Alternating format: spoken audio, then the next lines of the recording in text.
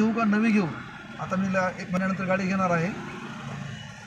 असं आधी वाटत होतं की गाडी जुनी घ्यावी काही, कारण मला आत्मविश्वास नव्हता की गाडी जर मी घेतली नवी घेतली तर कोणाला म्हणजे असं गाडी ठोकल, काय होईल, धक्का लागेल वगैरे. असं गाडी नवीन घेतल्यानंतर काय जास्त माणसाचं लक्ष गाडीकडेच असते.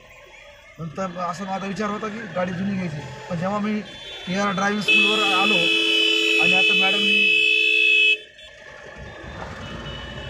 ज्या प्रकारे मला असं म्हणजे ड्रायव्हिंग शिकवलेलं आहे, आता असं वाटतं की मी गाडी नवीनच घेणार. 100% मी गाडी नवीन घेणार आहे. म्हणजे मला असा आत्मविश्वास आलेला आहे की गाडी मी आता जुनी घेणार नाही, गाडी मी नवीनच घेणार आहे.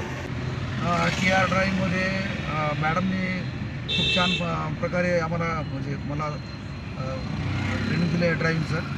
स्वतः त्यांनी म्हणजे पहिल्या दिवशीच, ज्या दिवशी मी आलो 11व्या दिवसाच्या पूर्वी, त्यांनी डायरेक्ट माझ्या हातात गाडी दिली आणि मला बिनधास्त चालवायला त्यांनी सांगितलं.